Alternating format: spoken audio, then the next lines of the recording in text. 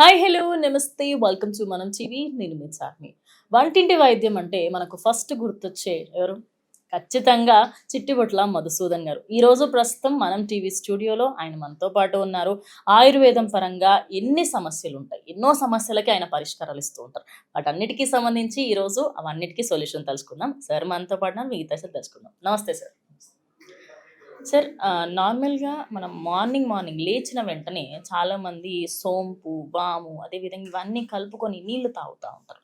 So, వాటి వల్ల ఏమైనా వెయిట్ లాస్ నిజంగానే అవుతుందా? లేకపోతే అదొక అంటే ఏదో నామకే వాస్తేనే వచ్చిందా? నిజంగానే తగ్గుతుందా సార్? దానికి సంబంధించినటువంటి శాస్త్రీయమైనటువంటి ఆధారాలు కూడా ఉన్నాయమ్మా. ఓకే. కాబట్టి మీరన్నట్లు మన వంటింట్లో దొరికేటువంటి పదార్థాలను వాడుకుంటూ కొన్ని జాగ్రత్తలు కూడా తీసుకోవాల్సినటువంటి అవసరం ఉంటుందమ్మా. కేవలము ఈ వాము, జీలకర్ర వాడుకుంటూ మరి చెత్త చెదరం తినడం వల్ల ఆశించిన స్థాయిలో ఫలితం కనపడకపోవచ్చుమా. కాబట్టి ఒక వ్యక్తి ఉన్నటువంటి బరువు కంటే ఎక్కువగా ఉన్నప్పుడు ఆ బరువు తగ్గాలంటే కొన్ని జాగ్రత్తలు కూడా పాటించవలసిన అవసరం ఎంతైనా ఉందమ్మా. కాబట్టి ఆహారపరమైన జాగ్రత్తలు తీసుకోవాలి. అదేవిధంగా కొన్ని రకాలైనటువంటి సాధ్యమైనటువంటి పరిధిలో కొన్ని రకాలైన ఎక్సర్సైజ్ చేస్తుండాలి. ఇలా చేస్తూ ఆహార ఔషధాలు వాడుకోవడం వల్ల ఎలాంటి సైడ్ ఎఫెక్ట్స్ లేకుండా అన్ని సైడ్ బెనిఫిట్స్ తోనే ఆ సమస్య నుంచి బయటపడవచ్చుమా. కాబట్టి వాము, జీలకర్ర ఇలాంటివన్నీ కూడా చాలా సమర్థవంతంగా పనిచేస్తాయమ్మా. సార్ జీలకర్ర, వాము ఇంకా సోంపు ఇవి మన ఇంట్లోనే దొరుకుతాయండి. వంటింట్లోకి వెళ్తే అందరి ఇంట్లలో ఉంటాయి. మరి ఈ నీళ్ళు ఏవైతే ఈ 3 కలిపి తాగితే ఉదయం లేచిన వెంటనే తాగితే చాలా మంచిదని చెప్తున్నారు. మరి ఎవరు తాగొచ్చు? ఎందుకంటే పిల్లలకి కొన్ని సార్లు ఈ జీలకర్ర నీళ్ళ వల్ల దగ్గు అలాంటివి ఏమైనా వచ్చే అవకాశం ఉండేది. ఎందుకంటే అప్పుడు ఈ మధ్య కాలంలో అలవాటయిపోయింది. మరి చిన్న పిల్లలకు కానీ, లేకపోతే వృద్ధులు కానీ ఎవరెవరు తీసుకోవచ్చు ఇది మరి? సో వృద్ధులు, చిన్నపిల్లలు, స్త్రీ పురుష తారతమ్యం లేకుండా అందరూ వాడుకోదగ్గ దివ్యమైనటువంటి ఆహార ఔషధాల్లో ప్రధానంగా చెప్పుకోదగ్గటువంటి ఆహార ఔషధం ఇదే చెప్పుకోవచ్చు మనం. కానీ చిన్నపిల్లలు అయితే ప్రమాణం తగ్గించుకోవాలి. పెద్దవాళ్ళు అయితే ప్రమాణం పెంచుకొని వాడుకుంటే సరిపోతుంది. అంత తప్ప మినహాయింపు అయితే ఏం లేదు, అందరూ వాడుకోవచ్చు. మరి ఇందులో అంటే సైడ్ ఎఫెక్ట్స్ ఏమన్నా ఉంటాయి సార్? కొంతమంది డయాబెటిక్స్ ఉండొచ్చు, లేకపోతే బీపీస్. ఈ మధ్య కాలంలో లేని రోగం అంటూ లేదు. చాలా మందికి బీపీ, షుగరు, అదే విధంగా అల్సర్లు కానీ ఇంకా డయాగ్నోస్ ఏదో ఒకటి అంటే టాబ్లెట్స్ వేసుకునే వాళ్ళు, లేకపోతే వీళ్ళందరూ కూడా ఇలాంటి ఔషధాలు వాడితే ఏమైనా సైడ్ ఎఫెక్ట్స్ ఉండే అవకాశం ఉందా సార్? ఇవి వాడుకోవడం వల్ల సైడ్ బెనిఫిట్స్ ఉంటాయి. ఓకే. మీరు ఫస్ట్ వెయిట్ కోసం అడిగారు ఈ ఫార్ములా. సో ఈ ఫార్ములాను వాడుకోవడం వల్ల వెయిట్ తగ్గడమే కాకుండా షుగర్ వ్యాధి పెరగకుండా ఉండేందుకు, షుగర్ వ్యాధి వల్ల భవిష్యత్తులో ఇతర ఉపద్రవాలు రాకుండా ఉండేందుకు, అథవా దురదృష్టవశాత్తు ఏవైనా కాంప్లికేషన్స్ వచ్చినా అవి ప్రమాదకరంగా పరిణమించకుండా ఉండేది కూడా ఈ యొక్క ఆహార పదార్థాల యొక్క కెమికల్స్ సదా దేహంలో ఉంటూ కాపాడుతుంటాయి. అంతేకాకుండా మరి ఈ యొక్క షుగర్ సమస్య కాకుండా దీనివల్ల కొలెస్ట్రాల్ కూడా తగ్గేటువంటి అవకాశం ఉంటుంది. అదే విధంగా మానసిక ఒత్తిడి తగ్గేదానికి అవకాశం ఉంటుంది. దీంతో పాటు మరి ఈ డైజెస్టివ్ ట్రాక్ లో ఏమైనా డిస్టర్బెన్స్ ఇస్తున్నప్పుడు ఆ డైజెస్టివ్ ట్రాక్ లో డిస్టర్బెన్సెస్ తొలగించడానికి కూడా ఈ వాము, జీలకర్ర, సోంపు ఇలాంటి పదార్థాలు చాలా చక్కగా ఉపయోగపడతామా.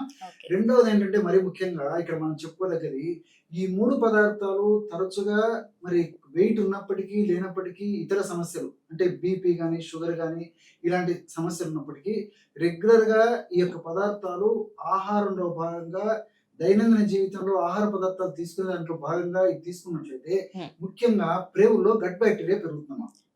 ప్రపంచవ్యాప్తంగా మీరు ఈ మధ్య గమనించి ఉంటారు, ప్రపంచవ్యాప్తంగా కూడా గట్ బ్యాక్టీరియా మీద ఫోకస్ విపరీతంగా పెరిగింది. గట్ బ్యాక్టీరియా మనం సమర్థవంతంగా పెంచుకోగలిగితే ఇలాంటి సమస్యలు రాకుండా ఉంటాయి.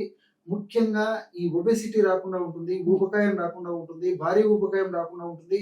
అదే విధంగా ఒకవేళ వచ్చినప్పటికీ త్వరగా తగ్గేందుకు ఈ గట్ లో ఉన్నటువంటి బ్యాక్టీరియా సదా ఉపయోగపడుతుందని చెప్పేసి కూడా మన పరిశోధనలో కూడా నిరూపితమైంది. కాబట్టి ఈ సహజ సిద్ధంగా ప్రకృతిలో దొరికేటువంటి ఔషధాల వల్ల చాలా వరకు 90% లేదా 95% పైనే మరి సైడ్ బెనిఫిట్స్ ఉంటాయి, కానీ ఎలాంటి సైడ్ ఎఫెక్ట్స్ ఉండవు. ఓకే సార్, ఇప్పుడు మీరు అన్నట్టు గట్ బ్యాక్టీరియా కూడా ఇది చాలా హెల్ప్ అవుతుంది, అదే విధంగా అన్ని విధాలుగా హెల్ప్ అవుతుంది.